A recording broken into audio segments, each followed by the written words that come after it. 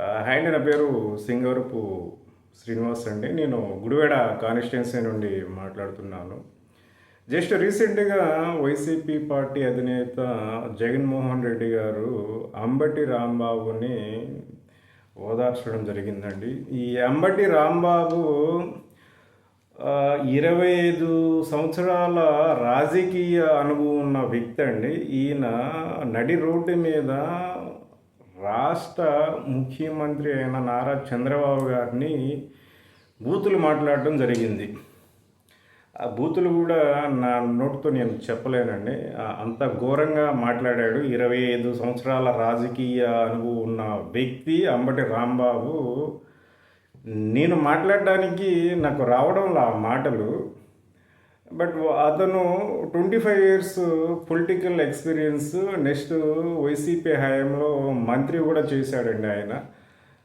అట్లాంటి మనిషి ఈ ఈ రోడ్ సైడ్ తాగిన వాళ్ళు ఎట్లయితే మాట్లాడతారో అలా మాట్లాడడం జరిగింది.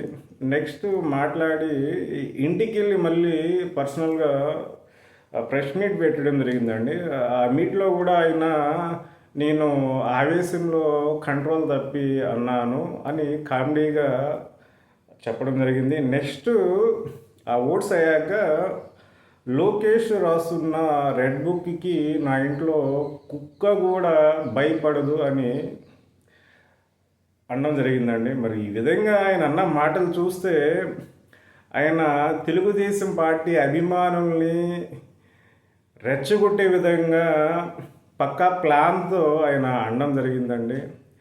ఈ విధంగా అన్న వ్యక్తిని మన మాజీ ముఖ్యమంత్రి వైసీపీ పార్టీ అధినేత జగన్మోహన్ రెడ్డి ఓదార్చడం జరిగిందండి. జగన్మోహన్ రెడ్డి గారు, మీరు ఇట్లాంటి మనుషుల్ని మీరు ఓదార్స్తూ ఉంటే నెక్స్ట్ ఎలక్షన్స్లో మీకు సీట్లు గల్లంతే ప్రమాదం ఉంటుంది. కొంచెం చూసుకొని ఏ సబ్జెక్ట్కి మూవ్ అవ్వాలి, ఏ సబ్జెక్ట్కి మూవ్ అవ్వకూడదు అనేది కొంచెం ఆలోచించి మీరు జనాల్లోకి వస్తే బాగుంటుందండి. అంబటి రాంబాబు చేసే ప్రతిదీ సభ్య సమాజం చూసింది, మీడియా వాళ్ళ ద్వారా ఆంధ్ర రాష్ట్ర ప్రజలందరూ చూశారు. దాన్ని మీరు అంబటి రాంబాబుకి అన్యాయం జరిగిపోయిందనే పెద్ద పెద్ద మాటలు మాట్లాడుతున్నారు. జనాలకి తప్పుడు సందేహాన్ని ఇచ్చే ప్రయత్నాలు చేస్తున్నారు. మీ పార్టీ సిద్ధాంతాలు ముందు నుంచి ఈ విధంగానే ఉన్నాయి. మీరు న్యాయబద్ధమైన పాలన అయితే ప్రజలకి ఇవ్వలేదు. ఒక అసత్యాన్ని నిజం చేసే ప్రయత్నాలు అయితే మీ పార్టీ ముందు నుంచి చేయడం జరుగుతుంది.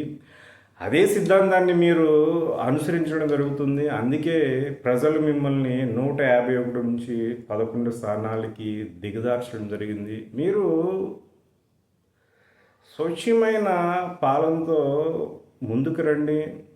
ప్రజలు మిమ్మల్ని ఆదరించడం జరుగుతుంది. అసత్యాల్ని సత్యాలుగా జనాల మీద రుద్దే ప్రయత్నాలని మీరు వదులుకుంటే బాగుంటుందండి.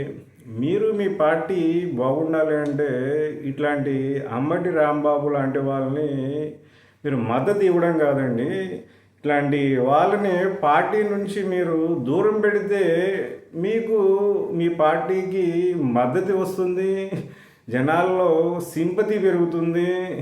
నెక్స్ట్ ఎలక్షన్స్లో మీకు సీట్లు కూడా పెరిగే అవకాశం ఉంటుంది. కానీ మీరు అంబటి రాంబాబుకి సపోర్ట్ చేస్తే రానున్న రోజుల్లో మీకు ఈ 11 సీట్లు కూడా గల్లంతయ్యే ప్రమాదం అయితే ఉంటుందండి. మరి మీకు ఈ ప్లాన్స్ అయితే ఎవరిస్తున్నారో నాకైతే అర్థం కావడంలా. మీ ప్లానింగ్ అయితే రాంగ్ ప్లాన్తో మీరైతే ముందుకెళ్ళడం జరుగుతుంది. ఇట్లాంటి ప్లాన్తో మీరు ముందుకు వెళ్తే రానున్న రోజుల్లో మీ పార్టీ తీవ్రమైన ఇబ్బంది అయితే ఎదుర్కోవడం జరుగుతుందండి.